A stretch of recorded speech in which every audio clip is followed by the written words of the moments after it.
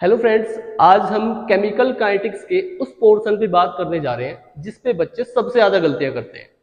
तो आप वो गलतियां ना करें, उस गलतियां को रिड्यूस कर लें। तो कैसे करते हैं उनको देख लेते हैं यहाँ पे।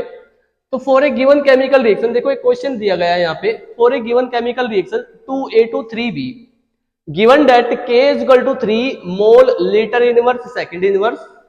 Initial concentration of the reactant, A naught क्या होता है? Initial concentration of the reactant 10 mole per litre.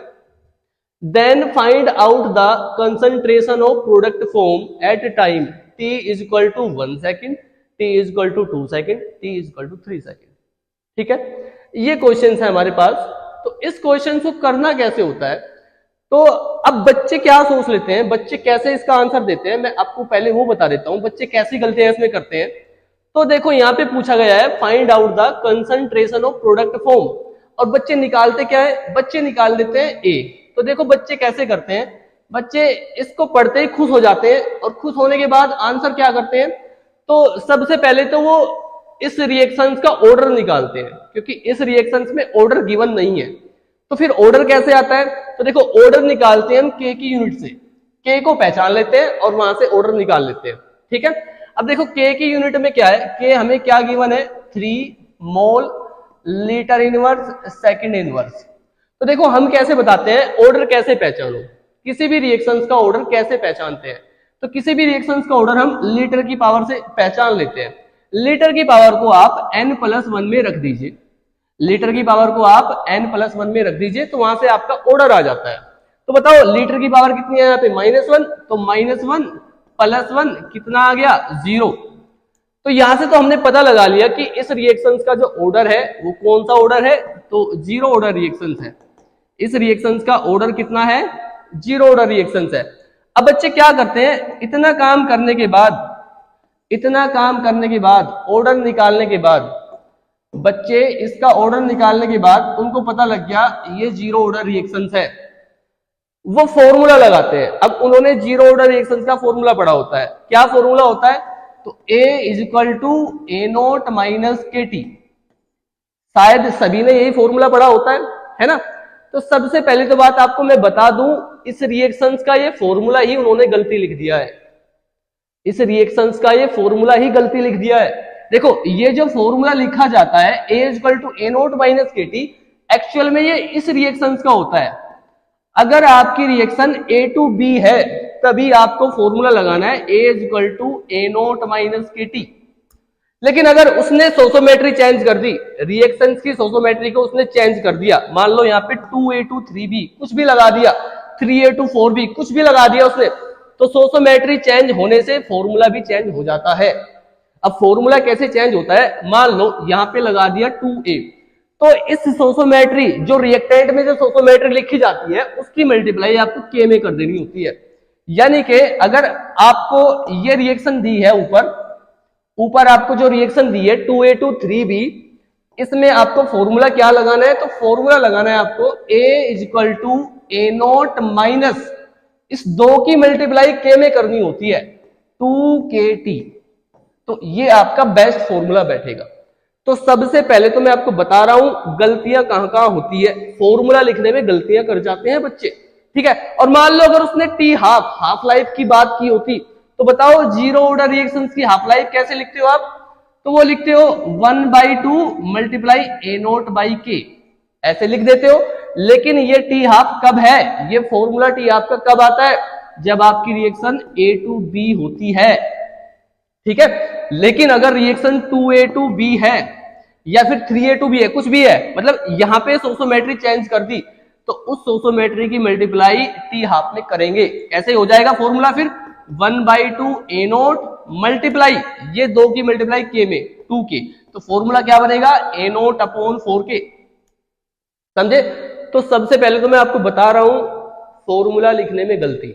ठीक है, अब सुनो आगे बच्चा, मान लीजिए बच्चे को ये भी करना आता है, बच्चा जानता है ये भी उसको पता है कि अगर सोसोमेट्री चेंज हो जाए तो उसकी मल्टीप्लाई हम यहां पे कर देते हैं। ठीक है ना? मान लो बच्चे को ये पता है, बच्चे को पहले से ही पता है ये बात कि सोसोमेट्री अगर चेंज कर दे तो उसकी मल्टीप्लाई हम के में कर देते हैं। तो अब बच्चा क्या निकालना सोचेगा, तो सबसे पहले तो बात बच्चा निकाल देगा यहां से a is equal to A naught minus 2 kT, a naught minus 2 kT। तो a is equal to A naught कितना है 10, वो गिवन है वहां पे, माइनस 2 के कितना है, तो के गिवन है 3, t is equal to 1 second. अगर आपको 1 सेकेंड पे निकालना है 1, कितना आया 10 माइनस 6 कितना आया 4। एक्चुअल में ये आया क्या, ये आया क्या, ये कंसंट्रेशन ऑफ प्रोडक्ट थोड़ी ना आई है। बच्चे क्या सोचते हैं वहां पे 4 भी आंसर होता है, बच्चे इसी को आंसर मान लेते हैं, जो कि गलती हो जाता है। ए क्या होता है, तो ए एक्चुअल में होती है हमारी रिमेनिंग कॉन्सेंट्रेशन, रिमेनिंग कॉन्सेंट्रेशन होती है, नॉट रिएक्टेड। ए होती है रिमेनिंग कॉन्सेंट्रेशन, रिएक्टेड नहीं होती है। अब हमें तो रिएक्टेड लानी है ना, प्रोडक्ट फॉर्म लाना है ना, तो अब क्या करें, तो अब सुनो अब क्या करना होता है, अब हमें क्या करना होता है, इधर देखो, अब क्या करना है, फॉर्मूला लगाना है।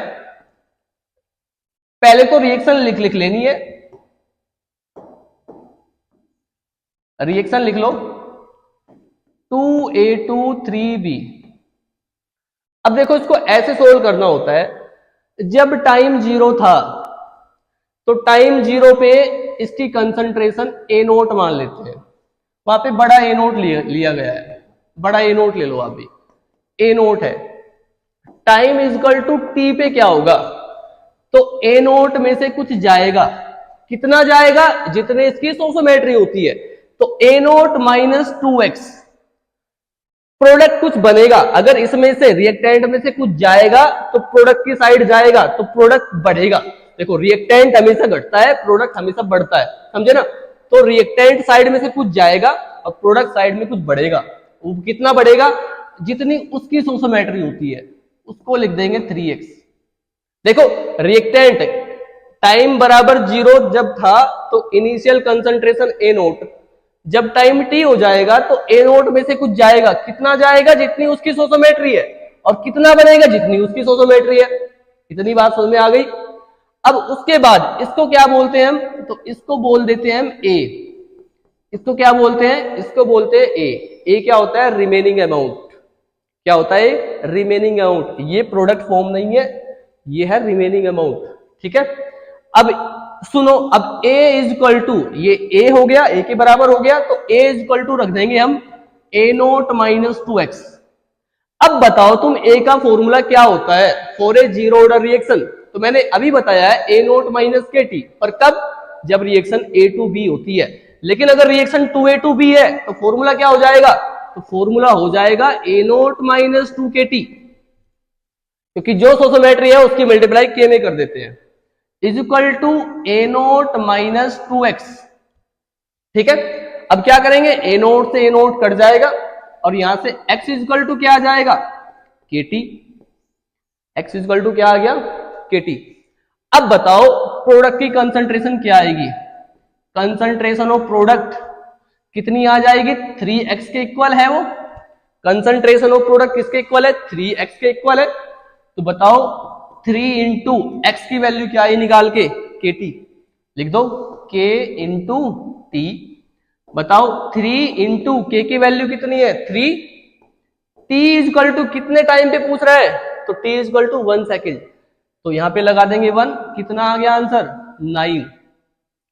तो t is equal to 1 second पे आंसर कितना आएगा, 9। ठीक है, तो अप्रोच हमारी ये होनी चाहिए। ठीक है, अब सुनो t is equal to 2 second पे क्या होगा।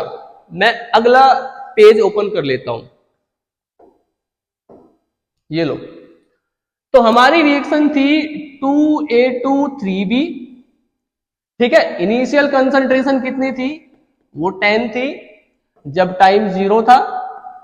तो जब टाइम t हो जाता है तो कंसंट्रेशन को क्या लिखते हैं, ए नोट माइनस 2x। ठीक है, इसमें से कुछ जाता है, कितना बनता है, जितनी उसकी सोसोमेट्री 3x। अब ये वैल्यू किसके इक्वल होती है, तो a के इक्वल होती है। तो a is equal to A naught minus 2x।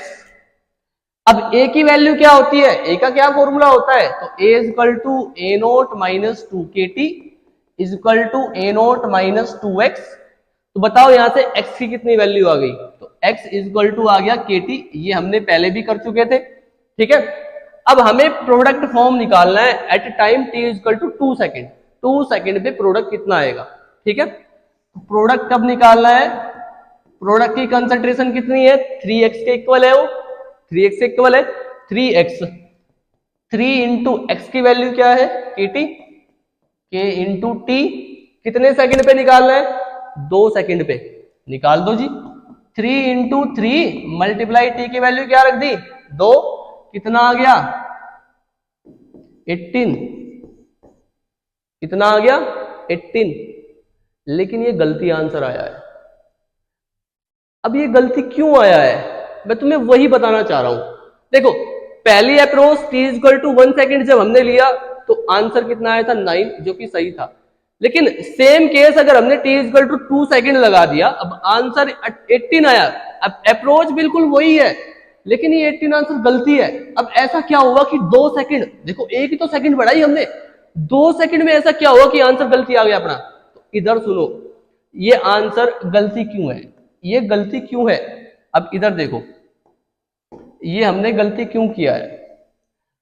तो याद रखो, जब भी इस तरह का आपको क्वेश्चंस करना हो, जब भी इस तरह का क्वेश्चंस करना हो, तो सबसे पहले ए निकालो आप, ठीक है। क्या निकालना है आपको, ए निकालना है। अब बताओ ए कैसे निकालोगे। सबसे पहले तो ए निकालना है आपको, हटा देता हूं यहां से। सबसे पहले निकालो रिएक्शंस का ए। बताओ ए इक्वल टू क्या होता है, a naught minus 2 kt, 4a 2a2 3b type की रिएक्शंस के लिए, है ना। a equal to A naught कितना है हमारा 10 माइनस 2k, k कितना है 3, और कब निकाल रहे हैं, जब टाइम 2 सेकेंड है, 2 सेकेंड पे निकाल लिया, ठीक है। कितना आया बताना जरा यहां से, a 10 माइनस 3 2 जा 6, 6 2 जा 12, तो -2। तो बताओ क्या कभी a माइनस में हो सकता है, क्या रिमेनिंग अमाउंट माइनस में हो सकती है। तो आंसर है नहीं हो सकती है। इसका मतलब सबसे पहले आपको a निकालना है, चेक कर लेना है कि इतने सेकंड पे a क्या आ रहा है। देखो अगर हम 1 सेकंड पे a निकाले, सुनो मेरी बात, अगर 1 सेकंड पे a निकालेंगे तो क्या आएगा, देखो एक बार, a equal to A naught minus k t, a equal to A naught minus 2 kt, कब निकालना है 1 सेकंड पे। तो बताओ ए नोट कितना है 10 माइनस 2k कितना है 3, टाइम कितना है 1 सेकंड में अगर निकालें तो बताओ ए कितना आएगा 4, कितना आएगा ए आएगा 4, ए आ जाएगा 4, ए आया है प्लस में। तो देखो ए प्लस तो हो सकता है, लेकिन ए माइनस नहीं हो सकता। अब क्या हुआ, अब सुनो मेरी बात। अब इसका मतलब अगर कभी भी a माइनस में आ जाए, इसका मतलब है कि जो आपको t इक्वल टू 2 सेकेंड दिया है, t इक्वल टू 2 सेकेंड दिया है, वो लाइफ टाइम से भी ज्यादा दिया है। इसका ये मतलब होता है अगर कभी भी a तुम्हारा माइनस में आ जाए, तो उसका मतलब होता है कि आपका जो t दिया है 2 सेकेंड, वो लाइफ टाइम से ज्यादा दिया है। लाइफ टाइम का मतलब क्या होता है कि रिएक्शन 2 सेकंड से पहले ही खत्म हो चुकी है। बात समझ में आई। इसका मतलब होता है अगर कभी भी a माइनस आ जाए तो उसका मतलब होता है कि रिएक्शन पहले ही खत्म हो चुकी है, जो आपको टाइम दिया है उससे पहले ही रिएक्शन खत्म हो चुकी है। मान लो एक रिएक्शन को 5 सेकंड लगते हैं पूरा होने में, कोई तुमसे पूछे 10 सेकंड में क्या होगा, तो वो 5 सेकंड पहले पूरी हो चुकी है, तो 10 सेकंड में भी पूरी ही रहेगी ना फिर वो। तो इसका मतलब अगर ऐसा क्वेश्चन आ जाए तो फिर आपको वहां पे टो निकालना पड़ेगा, ठीक है। तो आपको वहां पे क्या निकालना पड़ेगा, टो। अब टो कैसे निकालते हैं, अब इधर सुनो मेरी बात। सबसे पहले तो क्या निकाल के देखना है आपको, ए निकाल के देखना है, वो निगेटिव तो नहीं आ रहा है। और अगर ए निगेटिव आ जाए तो वहां पे फिर क्या निकालना है आपको, टो निकालना है, उसका लाइफ टाइम निकालना है, समझे ना। अब लाइफ टाइम कैसे निकालते हैं, इधर देखो कैसे निकालते हैं लाइफ टाइम। तो हमने इस रिएक्शंस के लिए ए चेक किया, ए इक्वल टू क्या है हमारा निगेटिव। निगेटिव का मतलब क्या है कि जो टाइम दिया है वो लाइफ टाइम से ज्यादा होता है। अगर कभी भी ये कंडीशन बने टाइम ज्यादा हो लाइफ टाइम से, तो इसका मतलब वहां पे A इक्वल टू 0 हो जाएगा। तुम्हें क्या करना है, क्योंकि लाइफ टाइम से ज्यादा का मतलब क्या है कि रिएक्शन पहले ही कंप्लीट हो चुकी है, यानी कि रिमेनिंग अमाउंट कुछ रही ही नहीं है, पूरा रिएक्टेंट प्रोडक्ट में चला गया है। इसका यही तो मतलब होता है। टाइम ज्यादा है लाइफ टाइम से मतलब क्या है कि रिएक्शन पहले ही कंप्लीट हो चुकी है, पूरा रिएक्टेंट प्रोडक्ट में जा चुका है, मतलब रिमेनिंग अमाउंट 0 है वहां पे। तो याद रखो, कभी भी अगर टाइम ज्यादा हो लाइफ टाइम से तो वहां पे A को कर देना 0, ठीक है। और फॉर्मूला लगाना अपना वही A is equal to A naught minus 2KT, ये लगाना है। फिर यहां पे लिखना इफ T ज्यादा हो जाए टो से, तो A इज इक्वल टू कर देंगे हम 0 के, तो वहां पे A कर देना 0 is equal to A naught कितना था 10 माइनस 2K, T की जगह रख देंगे हम टो, तो यहां से टो कितना आ गया जरा बताना, 10 अपॉन 2K आ गया, 10 अपॉन 2 इंटू K कितना था 3, तो 10/6 ये आ गया टो। ये क्या आया हमारा लाइफ टाइम। ये कितना आता है देख लेना, सो करके 1.66 समथिंग आएगा ये। इसका मतलब रिएक्शन इतने सेकंड पे कंप्लीट हो चुकी है। उसने जो 2 सेकंड पे पूछा है ना प्रोडक्ट, वो ज्यादा पे पूछ लिया है, समझे ना।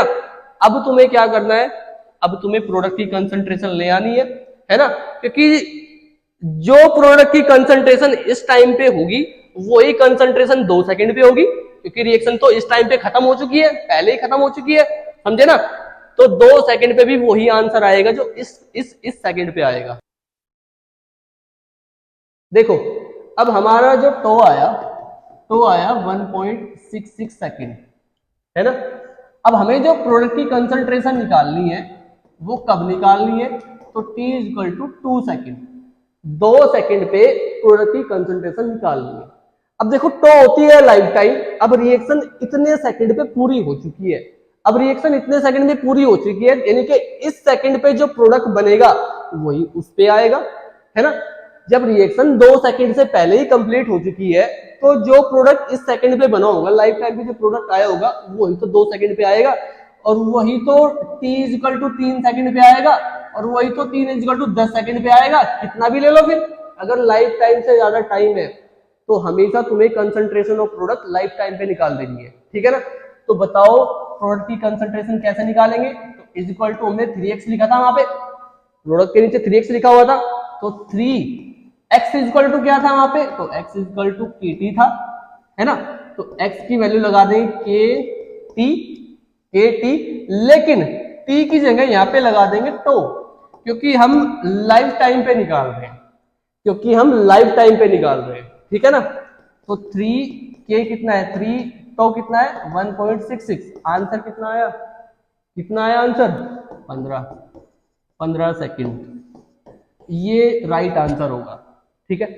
जिन बच्चों को ये वाला तरीका समझ में नहीं आया, उसके लिए एक ट्रिक है, उनके लिए एक जुगाड़ है मेरे पास।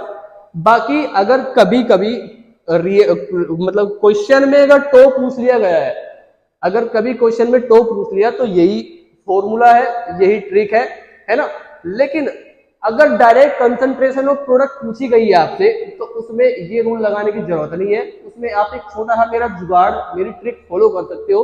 वो ट्रिक क्या है, तो इधर देख लो, अगर तुम्हारा कभी AI प्लस में, तो जो रूल मैंने बताया है उस रूल के अकॉर्डिंग चले जाओगे। कौन सा रूल था, वही A is equal to A naught minus x वाला, और यहां से x is equal to KT निकाल लेते हैं, फिर प्रोडक्ट की कंसंट्रेशन 3x हो या 2x हो तो 3KT करके आंसर लेके आ जाते हैं, ठीक है। लेकिन अगर A तुम्हारा नेगेटिव आया या फिर 0 आया, या तो A तुम्हारा नेगेटिव में आ जाए, अरे यार, या तो A तुम्हारा नेगेटिव में आ जाए या तो 0 आ जाए, तो उस केस में तुम्हें क्या करना है, तुम्हें कुछ नहीं करना, डायरेक्ट सोर्सोमेट्री से आंसर ले आना है। तुम्हें डायरेक्ट सोर्सोमेट्री से आंसर लेके आ जाना है। कैसे लाना है आंसर, देखो एक रिएक्शन थी 2A2 3B, इनिशियल कंसंट्रेशन कितनी थी इसकी, तो इनिशियल थी इसकी 10 मोलर, टाइम 2 सेकंड पे कंसंट्रेशन ऑफ प्रोडक्ट निकलवा रहा था, जब के कितना था इसका 3 mole litre inverse second inverse. ये था अपना क्वेश्चन। अब हमने देखा था अगर इसका हमने ए निकाला था तो a equal to A naught minus 2 k T. A naught कितना है 10 माइनस 2 के 3 टी 2, तो -2 आ गया था यहाँ पे, ए -2 आ गया था, ए निगेटिव में आया था। और जैसे तुम्हें ए निगेटिव मिले तुम डायरेक्ट सोर्सोमेट्री से आंसर ले आओ। डायरेक्ट सोर्सोमेट्री से कैसे लाना है आंसर? तो देखो 2 ए से मिलता है 3 बी, 2 ए से मिलता है 3 बी, यानी कि 2 से मिलता है 3, ऐसे लिख लो 2 से मिलता है 3, तो 1 से कितना मिलेगा 3/2, और कितने से निकालना है 10 से, तो 10 से कितना मिलेगा 3/2 इंटू 10 कितना आ गया 15, कितना आ गया 15। ऐसे करना है फिर तुम्हें, ठीक है। और दोस्तों जो फर्स्ट ऑर्डर रिएक्शन होती है, बच्चे फर्स्ट ऑर्डर रिएक्शन में भी गलती करते हैं, मैं वो भी तुम्हें बता देता हूं। जैसे हम एक फॉर्मूला लगाते हैं फर्स्ट ऑर्डर रिएक्शन में, A equal to A naught e की पावर माइनस के टी। हो सकता है कुछ बच्चे ये वाला फॉर्मूला यूज करें, हो सकता है कुछ बच्चे ये वाला फॉर्मूला यूज करें, K equal to 2.303 upon t log a naught upon a. कुछ बच्चे ये वाला फॉर्मूला भी यूज करते होंगे, है ना। लेकिन ये जो फॉर्मूला होता है कब होता है, जब आपकी रिएक्शन A to B होती है। अगर आपकी रिएक्शन A to B है तभी आप A equal to A naught e की पावर माइनस के टी करोगे, या K इक्वल टू ये वाला फॉर्मूला लगाओगे। और हाँ, इसका जो T हाफ आता है, हाफ लाइफ जो आती है वो कितनी आती है इसकी, तो 0.693 अपॉन के, ये आती है इसकी हाफ लाइफ, है ना। लेकिन इफ अगर वो सोसोमेट्री चेंज कर दे, मान लो उसने लगा दिया 2A to 3B, तो देखो दोस्तों फॉर्मूला भी चेंज हो जाता है। ये जो फॉर्मूला है A equal to A naught e की पावर माइनस के टी, ये चेंज हो जाएगा क्योंकि इस सोसोमेट्री की मल्टीप्लाई, रिएक्टेंट की सोसोमेट्री की मल्टीप्लाई हम के में कर देते हैं, है ना। तो A equal to A naught e की पावर माइनस 2 के टी, फिर वहां पे ये वाला फॉर्मूला लगाओगे, ठीक है। और हाँ, इसका जो टी हाफ निकलेगा वो कितना आएगा, तो 0.693 अपॉन 2 के, इस सोसोमेट्री की मल्टीप्लाई के में कर देंगे, मतलब हाफ लाइफ भी चेंज हो जाती है और ये फॉर्मूला भी चेंज हो जाता है। तो थैंक यू दोस्तों, ऐसे ही अपनी गलतियों को रिड्यूस करवाने के लिए हमारे चैनल को फॉलो करें एंड सब्सक्राइब करें। Thank you.